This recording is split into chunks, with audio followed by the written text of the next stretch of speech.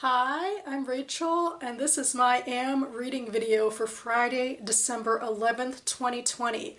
Going up on a Saturday, but I'm slowly making my way back into Friday reads, so I hope.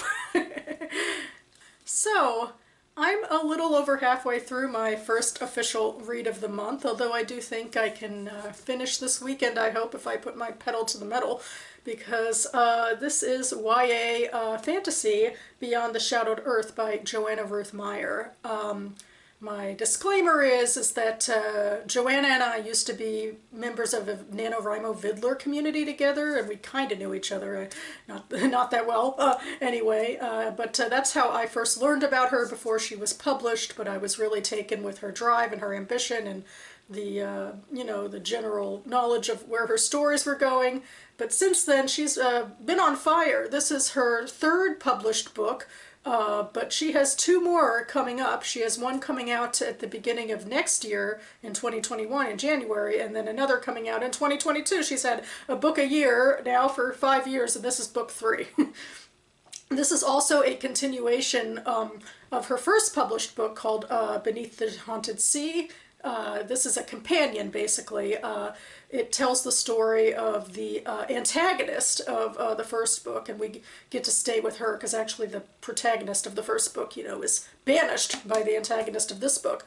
The antagonist of this book is the the empress, I should say, of a fantasy kingdom, who won that kingdom apparently by making a pledge to a god that she didn't fully understand what that god would then want from her. And now the time has come to pay the piper and to realize that what they really want from her is a lot bigger than what she expected or really wanted, and she might even just want to, go past all of that and just kill the god for, kind of screwing her over in some aspects, because to get her on the right path, first they had to get her off the wrong one, I guess. One thing I'm thinking about a bit is I think I've read a list of fantasy tropes that people don't like, and one reason people don't like prophecy and perhaps the idea of gods is that it takes away agency from characters, and because somebody else is guiding them. But I guess I have mixed feelings about it, because I feel like we put too much emphasis on the fact that people are individuals. I think, we actually are, more interconnected than we think we are, and I don't know, maybe that's just me and I like prophecies and gods. I'm not liking this book as much as I hoped I would, which is a little disappointing. I usually like villain stories, and I like this one. I do appreciate how Joanna, I don't think she pulls a lot of punches with Ida. She realizes that Ida is greedy, ambitious, cruel to a degree, certainly, and she doesn't take that away from her to make her more likable. But I don't think that she builds up, the Save the Cat version of her enough, and Save the Cat, the famous noveling book, they say that any, protagonist has to at least save a cat to be likable, because you have to relate to them in some way. And I feel like, it's her past where she was most human before she was Empress. And particularly she has this one friend whom she adores, and I really wish that there was more developed to that relationship. Mostly I'm thinking, why does this other woman even like her? She's pretty awful. And there's another character I feel was a little inconsistent, because Meyer was playing a game of bait and switch, basically, in Act 1. So there's that. I love the mythology. I think she does such a great job with world building, which is why I was excited to come back to this world. And, in terms of creating a religion, it's interesting. We have different kingdoms who follow the same gods, except with different names, but actually Ida's kingdom has become rather secular. Previous emperors had disbanded priests and celebrating holidays, and Ida's trying to bring that all back.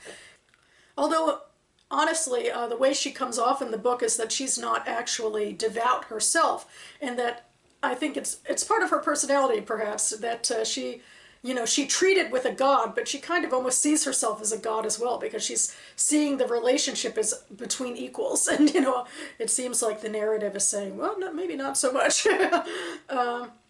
But yeah, I mean, in general, also religion in this fantasy world is tied in with the fact that, there's tried and true proof that, the magic of it all exists. It's not like the here and now.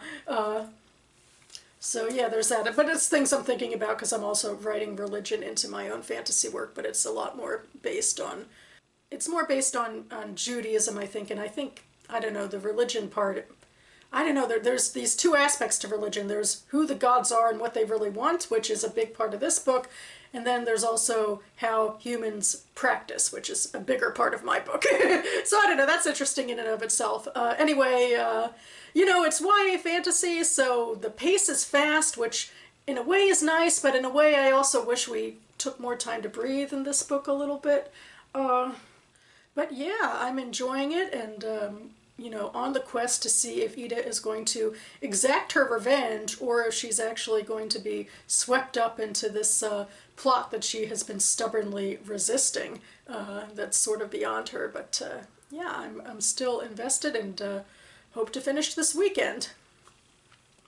I'm also kind of in the middle of these short stories, The Last Chicken in America by Ellen Litman. I am reading this for Hanukkah because for the past couple of years for Hanukkah I've read a Jewish short story and talked about it as I light my candles, or after I light my candles, technically, standing by my menorah.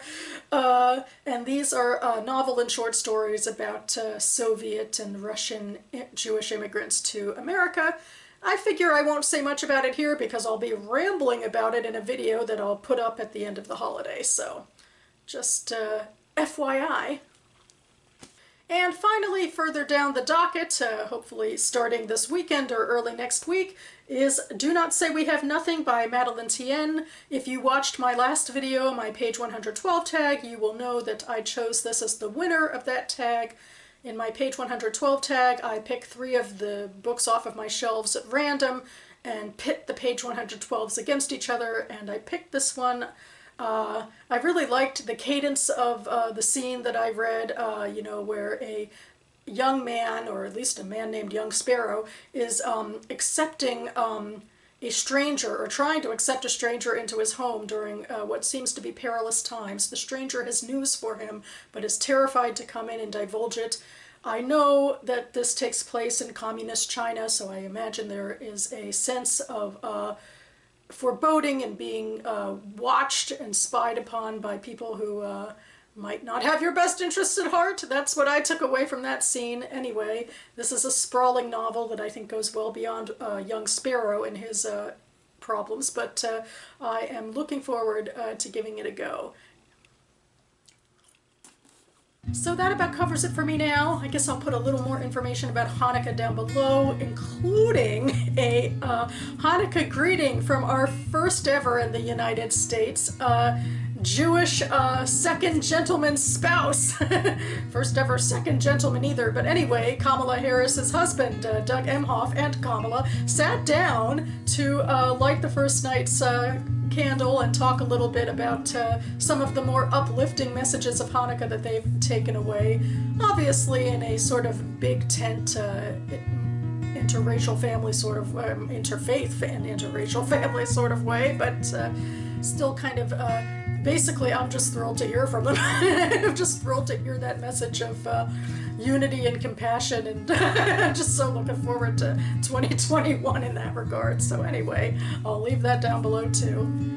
Hope my fellow Jews who are celebrating are having a wonderful holiday, Chag Sameach, and to the rest of you, hope you are all having a wonderful weekend and a wonderful week ahead full of reading. Thanks so much for watching, everyone, and I'll see you next time.